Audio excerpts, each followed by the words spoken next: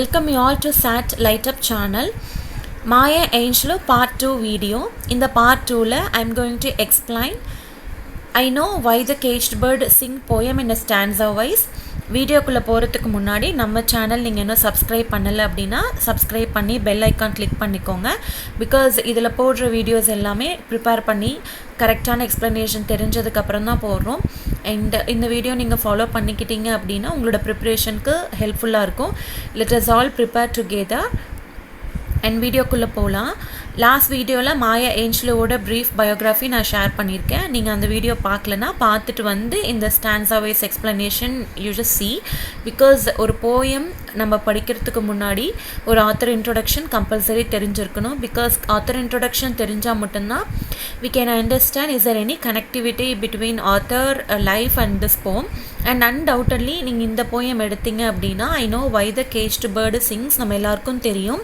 மாயா Angelou வந்து அவங்களோட ஆட்டோபயோகிராஃபிக்கு ரொம்ப famous. And I know why the caged bird sings இந்த சேம் டைட்டில்லையே ஷி ஹேஸ் அ நாவல். அதில் வந்துட்டு ஒரு ஆட்டோபயோகிராஃபி வந்து எழுதியிருப்பாங்க. அந்த ஆட்டோபயோகிராஃபியில் she talked about her personal experience, அவங்க என்னெல்லாம் விஷயத்தெல்லாம் என்டியூர் பண்ணாங்க அப்படின்றத மென்ஷன் பண்ணியிருப்பாங்க. ஆக்சுவலி இந்த போயமோட டைட்டில் வந்து கேஜ்டு பேர்ட். இதை வந்து எப்போ அவங்க பப்ளிஷ் பண்ணியிருக்காங்கன்னா 1983 அவங்களோட shaker why don't you sing அப்படின்ற ஒரு collection of volumes volume of பொயட்ரியில் வந்து பப்ளிஷ் பண்ணியிருக்காங்க. இந்த வால்யூம் வந்து 4th வால்யூம் ஆஃப் பொயட்ரி, அதாவது இது வந்துட்டு அவங்களோட 4வது வால்யூம். இந்த பிஜிடிஆர்பி வீடியோஸ்லேயே நான் ப்ரீவியஸ் வீடியோவில் வந்து லாரன்ஸ் டன்பரோட ஸ்பேரோ அப்படின்ற போயம் நான் வந்து போட்டிருப்பேன். அண்ட் அந்த போயம்க்கும் இந்த போயம்க்கும் ஒரு நிறைய டிஃப்ரென்ஸ் இருக்குது. அண்ட் மாயா ஏஞ்சலு வந்து இந்த போயம் பற்றின ஐடியா அண்ட் இதெல்லாம் எங்கேருந்து அவங்க எடுத்தாங்க அப்படின்னா லாரன்ஸ் டன்பரோட சிம்பத்தி அப்படின்றதுலேருந்து தான் எடுத்திருக்காங்க. அண்ட் இந்த போயமில் இவங்க யூஸ் பண்ணியிருக்க ஃபிகர் ஆஃப் ஸ்பீச் வந்து மெட்டாஃபர். இதில் வந்து 2 பேர்ட்ஸ் வந்து கம்பேரிசன் வந்து கொடுத்துருப்பாங்க. அதாவது என்ன அப்படின்னா bird with freedom, bird without freedom. So இதில் மெட்டாஃபர் அப்படின்னா இப்போ பேர்ட் வித் ஃப்ரீடம் அப்படின்னா people with freedom, bird without freedom அப்படின்றது பீப்புள் வித்தவுட் ஃப்ரீடம். ஸோ நமக்கு தெரியும் அமெரிக்கன் ரைட்டரை தான் நம்ம பார்த்துட்ருக்கோம். அமெரிக்காவில் வந்துட்டு we all know freedom is not given to everybody, equality is not equal for everyone அப்படின்றது தெரியும். Because there Maya Angelou also personally she faced a lot of suffering because she is a black women. Because of color, because of that racism, they have faced a lot of issues and they do not have that much rights to talk அப்படின்றது நம்ம எல்லாருக்கும் தெரியும். அந்த விஷயத்தை தான் இங்கே பேர்டோட compare பண்ணி கொடுத்துருப்பாங்க.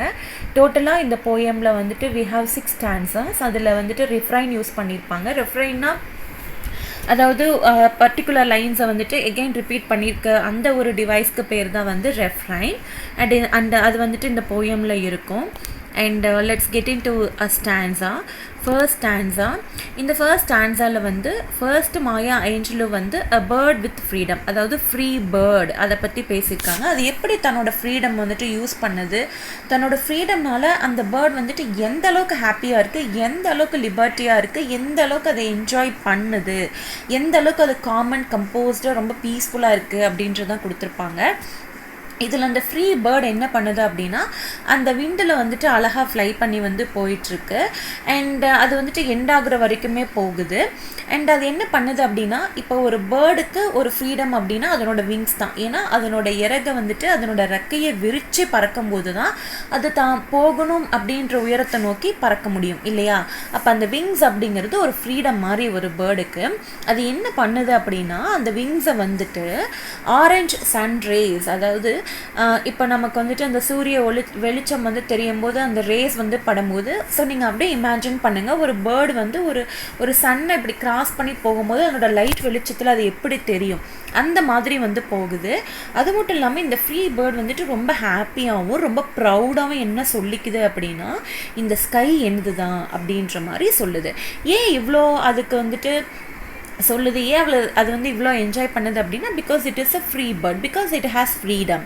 அது வந்து அதுக்கு ஃப்ரீடம் இருக்கிறதுனால தான் அது நினச்ச பக்கம் போகுது, நினச்ச வேலையை செய்யுது, எல்லாமே பண்ணுது அப்படின்றதான் இந்த ஃபர்ஸ்ட் ஸ்டான்ஸால் சொல்லியிருப்பாங்க.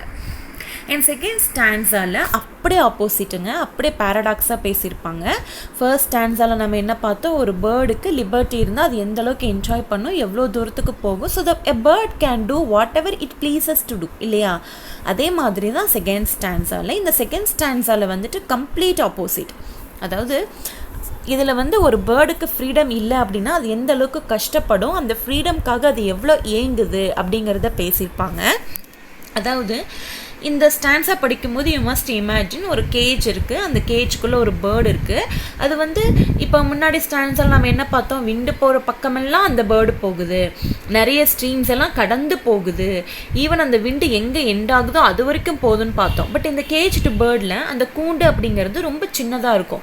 மிஞ்சி மிஞ்சி போனால் ஒரு 2 ஸ்டெப் இந்த பக்கம் போக முடியும், 2 ஸ்டெப் இந்த பக்கம் தான் போக முடியும் இல்லைங்களா? அதுக்கப்புறம் நடுவில் என்ன இருக்கும், பார்ஸ் இருக்கும், அதாவது அந்த கம்பி மாதிரி இருக்கும். ஸோ இந்த பேர்டு வந்துட்டு அது அந்த கேஜ் வந்து எப்படி இருக்குது அப்படின்னா ஒரு நேரோ கேஜாக இருக்குது. அது கூண்டுக்குள்ளேருந்து அந்த வெளி உலகத்தை வந்துட்டு பார்க்கும்போது தான் பறக்கணும் அப்படின்னு சொல்லி அது ஆசைப்படுது.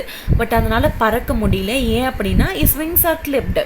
நான் லாஸ்ட் ஆன்சரில் சொன்னேன் இல்லையா, ஒரு பேர்டுக்கு ஒரு சுதந்திரமான ஒரு விஷயம் அப்படின்னா அது அந்த இறகு தான்.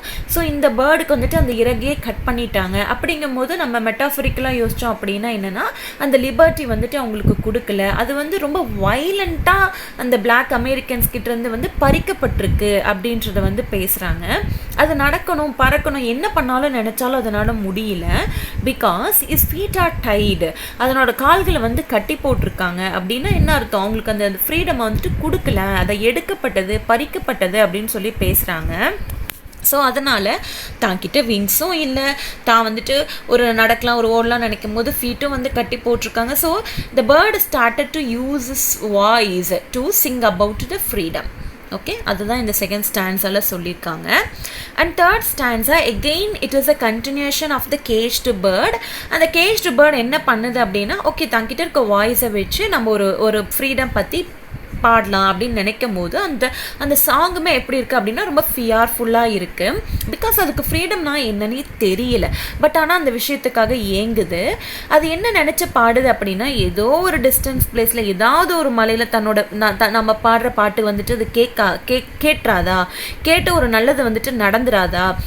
இப்போ மாயா ஏஞ்சலோட லைஃப்பில் எடுத்திங்க அப்படின்னா she continuously talks about her suffering and racism. எல்லாமே வந்து கண்டினியூஸாக நீங்கள் நிறைய பிளாக் அமெரிக்கன்ஸ், ஆஃப்ரிக்கன் பீப்புள் நீங்கள் நிறைய இதில் பார்த்தீங்கன்னா அவங்களோட அந்த வந்துட்டு அந்த ஏக்கங்கள், அவங்களோட அந்த உணர்ச்சிகள் எல்லாமே வந்து இந்த மாதிரி போயம்ஸ் அவங்க எழுதி தள்ளிட்டே இருப்பாங்க. ஏன் அப்படி எழுதிட்டே இருக்காங்க அப்படின்னா ஒரு ஹோப்போடு தான். பிகாஸ் யாருக்காவது ஒருத்தர் இதை அண்டர்ஸ்டாண்ட் ஆகிடாதா, யாருக்காவது ஒருத்தருக்கு இந்த விஷயம் புரிஞ்சு நமக்கு ஒரு லிபர்ட்டி கிடைக்காதா அப்படின்ற ஒரு அந்த ஹோப், அந்த ஒரு இது வந்து ரொம்ப ஆப்டிமிசமாக தான் கொடுத்துருப்பாங்க. அண்ட் அந்த பேர்டு எதை பற்றி பாடுது அப்படின்னா ஃப்ரீடம் பற்றி பாடுது. அண்ட் ஃபோர்த் ஸ்டான்ஸா இப்போ வந்து இப்போ ஃபர்ஸ்ட் ஸ்டான்ஸால் ஃப்ரீ பேர்ட் பற்றி பார்த்தோம். செகண்ட் அண்ட் தேர்ட் ஸ்டான்ஸால் கேஜ்டு பேர்ட். எகெயின் இந்த ஃபோர்த் ஸ்டான்ஸால் நம்ம ஃப்ரீ பேர்ட் பற்றி பார்க்குறோம்.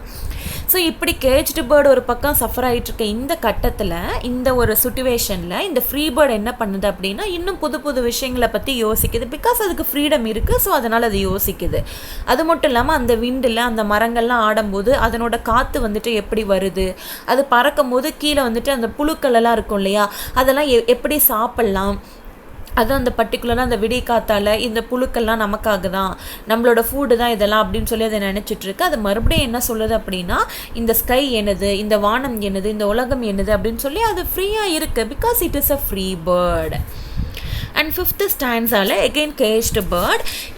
இந்த முன்னாடி ஸ்டான்ஸால் ஒரு பேர்ட் வந்துட்டு தனக்கு வந்துட்டு தன்னோட ஸ்கை இது தான் அப்படின்னு யோசிக்குது, நிறைய வந்துட்டு அது யோசிச்சு வைக்குது.